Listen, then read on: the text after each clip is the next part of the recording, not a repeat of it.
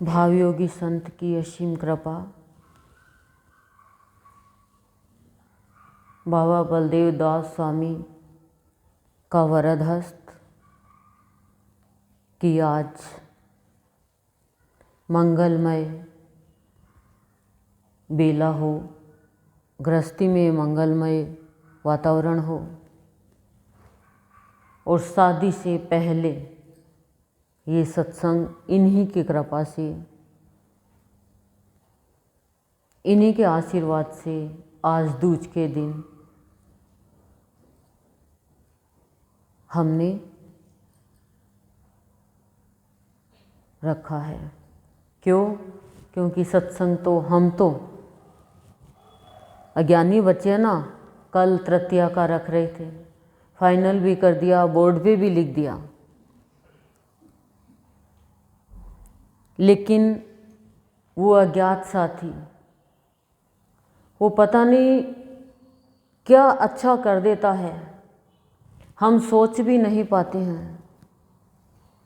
जैसे बच्चा है, पेरेंट्स बच्चे के नाम पे ज़मीन ले लेते हैं, बैंक बैलेंस बना देते हैं, पैदा होते ही पैसा जमा कराना चालू कर देते हैं, सोना इकट्ठा करना चालू कर देते हैं, लेकिन बच्चे को कुछ पता नहीं है।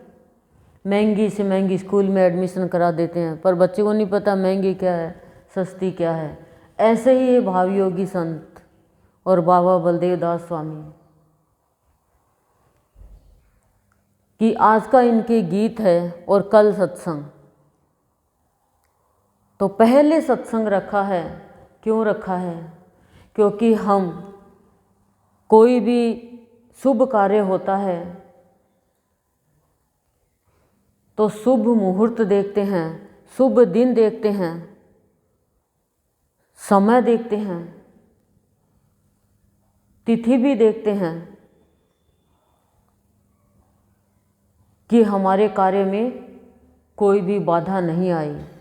लेकिन जीवन में बाधा नहीं आई, इसके लिए गुरु की जरूरत होती है। गुरु सबसे पहले यदि आ जाए तो गणेश भी खुश हो जाता है, विनायक भी खुश हो जाता है। विनायक क्या कहता है कि विनायक को तो मानते हो, लेकिन बिना एक के तुम विनायक से भी कुछ नहीं पा सकते। बिना एक कौन? गुरु। गुरु वो आधार है जो सारा भार स्वयं लेता है, साक्षात खड़ा होकर के सारा कार्य करता है। और शारदा के अंदर तो इतना उत्साह है सत्संग का। अभी अभी गुरुदेव ने कहा कि मैं बहुत खुश हूँ आज के सत्संग से। मैंने कहा बेटे को तो लाई नहीं जिसकी शादी है, लेकिन उत्साह है। गुरु को क्या देखना है? गुरु को ये थोड़ी देखता है कि ये इस जाति का है, इतने पैसे वाला है, ये पढ़ा लिखा है। गुरु तो दिल देखता है, भाव दिखता है। चाहे कितनी भी सुंदर लड़की आ जाए, पर संस्कारी नहीं है तो क्या करेगी घर में? तो ऐसे ही गुरु कहता है कि पत्थर के टुकड़े टुकड़े हो जाएंगे, लोहे के खंड खंड हो जाएंगे, लेकिन बिना गुरु की कृपा के संस्कार नहीं बदलते। इसलिए सुसंस्कार बने, इसके लिए सत्संग जरूरी है। हर कार्य आनंदमय हो, मंगलमय हो, प्यारमय हो, शांतिमय हो और हमें पता भी नहीं चले, वो गुरु के अलावा कोई नहीं कर सकता। जहाँ गुरु है वहाँ पे एक भी देवता को मानने की जरूरत ही नहीं है। आप कहोगे क्यों? देवता को गुरु लाएगा बुला के? इंद्र की कोई हस्ती नहीं कि बरसात कर दे क्या? गुरु का वरद हस्त जिसके सिर पर है उसका कोई काम नहीं बिगड़ता है। उसके जीवन में शुभ संकेत होते हैं और वो स्वयं अपने जीवन में शुभ बन जाता है, फिर दुनिया की परवाह नहीं करता हो। गुरु का जो बच्चा है वो दुनिया की परवाह नहीं करता, दुनिया मेरे लिए क्या कहेगी, दुनिया को क्यों हमारी जिंदगी का हिस्सेदार बना दिया, दुनिया होती ही कौन है।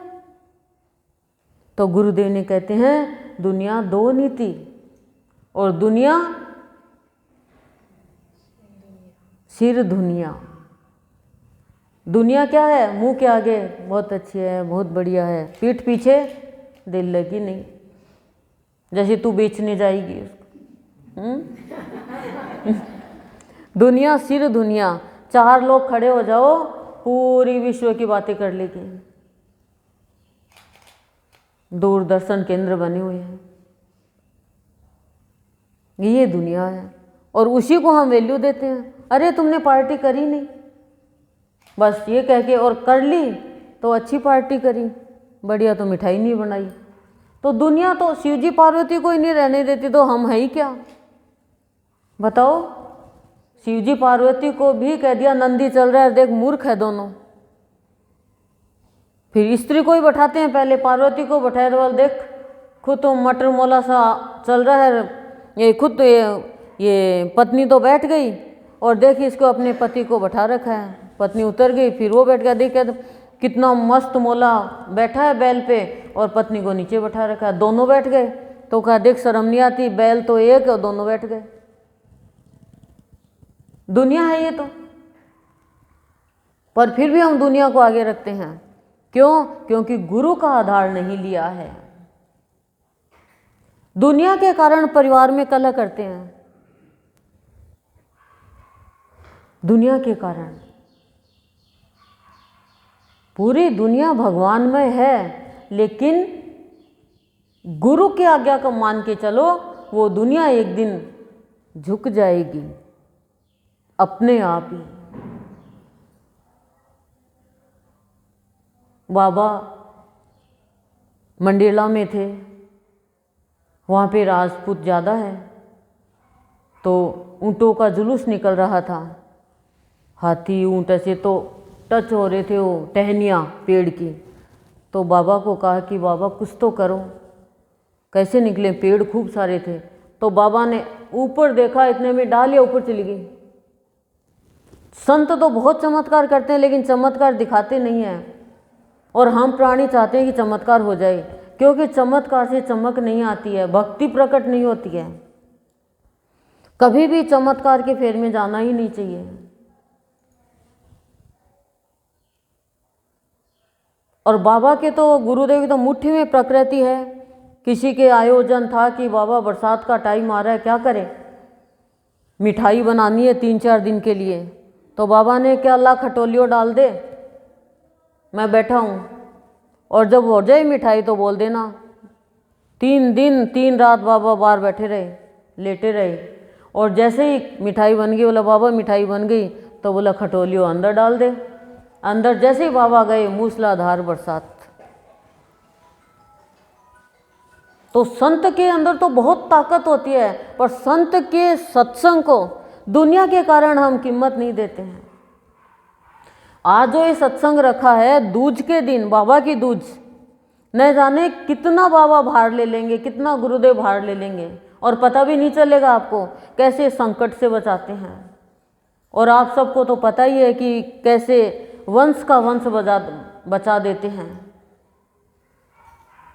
पर सत्संग के लिए 24 घंटा में से सत्संग के लिए 2 घंटा हम नहीं निकाल पाएंगे, तो फिर मनुष्य जीवन पाकर भी क्या पाया। तो क्या कह रहे हैं आज अमृतवाणी के माध्यम से, कि गिरा और सड़ा, कि कोई भी प्राणी अपने विचारों से गिर जाएगा, कर्मों से गिर जाएगा रावण के जैसे, तो उसके अंदर अच्छा भाव नहीं रहेगा। सड़ा, कौन सड़ा? जैसे फल फ्रूट सड़ जाते हैं, आप देखते हो, सब्जी सड़ जाती है, अच्छी से अच्छी सब्जी, ताज़ा सब्जी है, लेकिन संभालेंगे नहीं तो क्या होगा, सड़ जाएगा। 5 किलो दूध है, नीचे गिर गया, क्या बनाएंगे, मिट्टी में मिल गया। ऐसे ही मनुष्य के विचार गिर गए, व्यवहार से गिर गया, तो वो सड़ेगा, दुर्गंधी मारेगा वो, उसके अंदर क्या रहेगा, अच्छी बात नहीं कर सकेगा वो। फिर कैसे सदुपयोग किया जाए जीवन का? उपयोग, हम हर चीज़ का उपयोग करना जानते हैं। दूध खराब नहीं हो जाए, दही खट्टा नहीं हो जाए, सब्जी खराब नहीं हो जाए, फ्रिज में रख दो। गरम कपड़े खराब नहीं हो जाए, उसको ओडोनिल डाल डाल के रख दो। एसी, कूलर, पंखा खराब नहीं हो जाए, उनको ऐसा उड़ा उड़ा के रख देते हैं कि मिट्टी में नहीं भर जाए। कोई भी चीज़ हम कितना ढक के रखते हैं, संभालते हैं, उपयोग करते हैं उनका, कि भी खराब नहीं हो जाए। तो जीवन खराब नहीं हो जाए, इसके लिए कहाँ सदुपयोग किया हमने? तो गुरुदेव क्या कह रहे हैं, एक क्षण भी बर्बाद मत करो। और हम 1 घंटा और, मम्मी भाभी कहाँ गई, वो तो सो रही है, तू रसोई, तो तू क्यों कर रही है, भाभी से करा ले। ये फालतू की बात, ये निरर्थक बात में 1-1 घंटा 2-2 घंटा सोए भी, हाँ ठीक है, बातों में, मोबाइल में, सबसे पहले सगाई हो तो मोबाइल।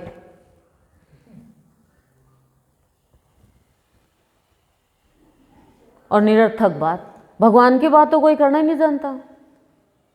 रोज नियम करेंगे, मोबाइल लिया तो एक अमृतवाणी गुरुदेव की जरूर चर्चा करेंगे, चाहे भाभी से करे चाहे बहन से करे। आप करोगे तो आपसे बात ही नहीं करेंगे वो, और वो निरर्थक बात करेंगे तो हाँ और बताना वहाँ पे क्या क्या हुआ, और उनके शादी में क्या हुआ, सगाई में क्या गहना चढ़ा। अच्छा, उनके गहना क्या चढ़ा, उसे आपको क्या प्रॉफिट होगा? हैं? क्या प्रॉफिट होगा बताओ? आपका कौन सा सदुपयोग होगा? लेकिन और लहंगा तो बेकार डाला, 10,000 का ही था, देख मेरे 20,000 का डाला। अरे एक बार पहनना वो खाली, फिर भी खाली पैसे की बर्बादी है। क्या है ये जीवन? दुरुपयोग ही दुरुपयोग। पर ये देखो दुनिया, फैशन आउट, फैशन आउट। हमारी महंगी महंगी साड़ियाँ पड़ी है, फैशन आउट, अब हम पहनेंगे नहीं, क्यों? Fashion out. तो एक दिन जिंदगी से भी तो आउट हो जाएंगे, तब क्या करोगे? तो साड़ियाँ ऐसी पहनो कि फैशन आउट ही नहीं हो, सदाबहार। सिल्क की साड़ी सदाबहार, कॉटन की साड़ी सदाबहार।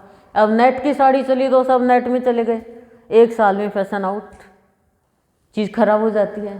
तो उसको जल्दी जल्दी पहन नहीं सकते घर में पहने तो क्यों, आज कहीं जाना है क्या, क्यों घर में नहीं पहन सकते? क्योंकि घर में हम बहुत खराब सी होके रहते हैं।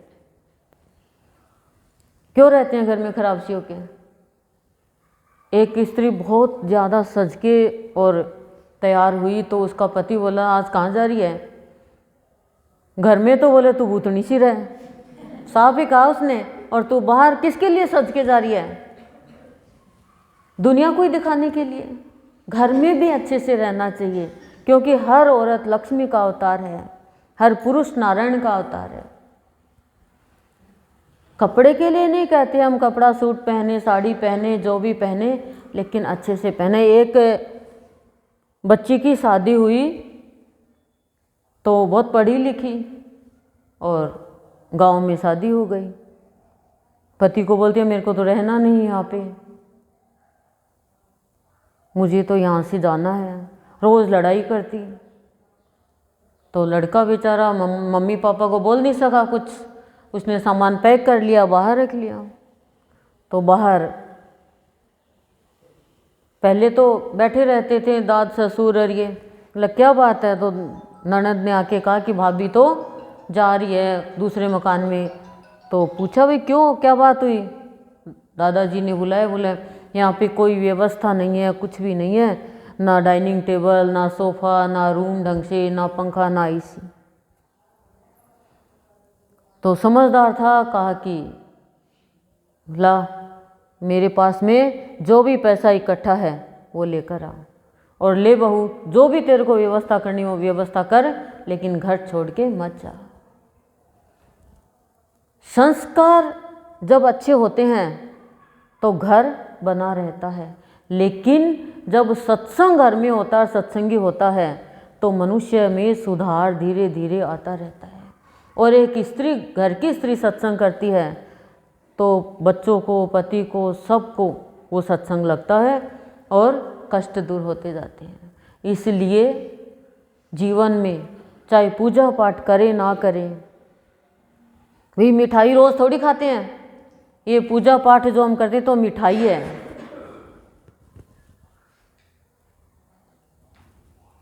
लेकिन सत्संग जिसके जीवन में आ गया, उतर गया, उसके जीवन से सारा भार खत्म हो जाता है।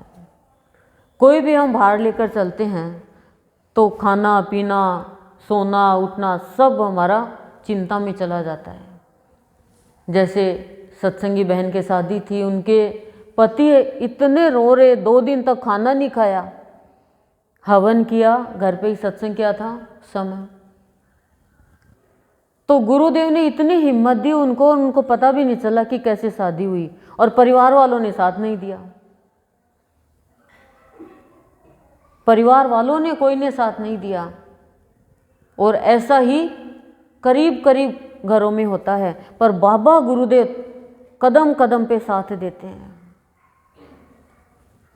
परिवार वाले तो मौका यही देखते हैं कि इनके घर में कोई शादी हो और हम अड़चन पैदा करें, बस इसकी अंगुली दरवाजे में आए फिर तो हम बंद कर देंगे, ऐसा देखते हैं करीब। अच्छा, ये सबके इसलिए होता है कि भगवान शिक्षा देते हैं कि तुम इनके पैरों में गिरे हुए थे, फिर भी देखो कितना बिगाड़ने में लगे हुए हैं। पर सद्गुरु साथ में है तो कोई बिगाड़ के भी बिगाड़ेगा नहीं।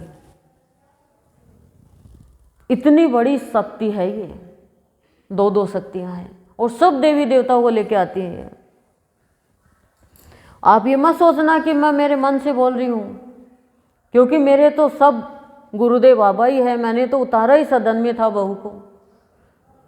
साक्षात गुरुदेव के शब्द हैं कि मैं बुलाऊंगा देवी देवताओं को जिनको जरूरत होगी उनको, क्योंकि तूने मुझे अपना माना है और समर्पित किया है अपने आप को। तो एक क्षण भी हमारा बर्बाद नहीं हो। जब पेपर चलता तो बच्चा क्या करता है, ना टीवी देखता, ना खेलता, ना बात करने देता आसपास में, एक क्षण भी बर्बाद नहीं करने देता। ऐसे ही बर्बाद का मतलब निरर्थक बातें, निठल्ले बैठे रहना, खाली दिमाग तो शैतान का घर होता है ना, ऐसे बैठे रहना, फालतू की बात करना, तो फिर इनमें क्या है, निरर्थक ही गया। बैठे रहें तो भी हम गुरुदेव की चर्चा करें, बात करें, संसार की बात करें, कमाई करें, ऐसा नहीं है, लेकिन निरर्थक नहीं करें, कोई की बुराई में शामिल नहीं हो, तो फिर जीवन का सदुपयोग होगा। और जीवन का सदुपयोग होगा तो उसके जीवन में मंगल ही मंगल होगा, आनंद ही आनंद होगा। तो गुरुदेव बाबा की कृपा से शादी के उपलक्ष्य में आज का ये सत्संग इनकी कृपा से हो रहा है, और हम यही चाहते हैं कि सारा भार इन्हीं को सौंप के जाएं, कि सारा आपको ही संभालना है, कब क्या करना है मार्गदर्शन करते रहना। और अंतिम श्वास तक जो बहू आए वो साथ रहे। परिवार में पति पत्नी, स्वार्थ तो आजकल सबका है ही, लेकिन स्वार्थ भी टकराएगा, पर परमार्थ के रास्ते में भी चलते हुए और मंगलमय, आनंदमय, सुखमय, शांतिमय जीवन व्यतीत करे। और वो तो होगा ही होगा जब सत्संग हुआ है। तो जिन जिन के जीवन में शादी से पहले या शादी के जस्ट बाद सत्संग हुआ है, उनके जीवन में दुख कष्ट आकर भी जीवन में मंगल ही मंगल हुआ है। इतनी बच्चियां सत्संग करके गई, उनके कष्ट तो बहुत आया, परेशानियां तो आई, लेकिन सेट है लाइफ उनकी, अपसेट नहीं है। टूटने के कगार पर भी आ गया कईयों का रिश्ता तो, लेकिन बाबा गुरुदेव को जो मानता है टूटने देता ही नहीं है। क्यों? गृहस्थी का सत्संग ही ऐसा है, ये गृहस्थियों का सत्संग है, ये टूटने नहीं देता। हमने सत्संग को ये सोच रखा है कि गृहस्थी छोड़ देंगे, त्याग देंगे, ऐसा नहीं है। बननी बिगड़ी हुई गृहस्थी भी बन जाती है, टूटी हुई भी जुड़ जाती है। रिश्तों में प्यार होता है, अपनापन आता है, और वास्तव में हमें इतनों से वास्ता पड़ा, लेकिन रिश्ता किसी से नहीं बना। जब सद्गुरु से रिश्ता बना और इसने सत्य का रास्ता दिखाया, सत्संग का रास्ता दिखाया, तो सबसे वास्ता पड़ा और सबका जीवन अच्छा बना। जिससे भी वास्ता पड़ा वही स्वार्थी निकले, लेकिन सत्संग से वास्ता हुआ गुरुदेव से वास्ता हुआ, जब रिश्ता बना तो वो रास्ता मिला जो रास्ता प्यार का है। तो जो बच्चे परिणय सूत्र में बंधने के लिए जा रहे हैं उनके लिए बाबा गुरुदेव से मंगल कामना करते हुए इनकी चरणों में आज का ये सत्संग अर्पण करते हैं। ओम शांति शांति प्रशांति।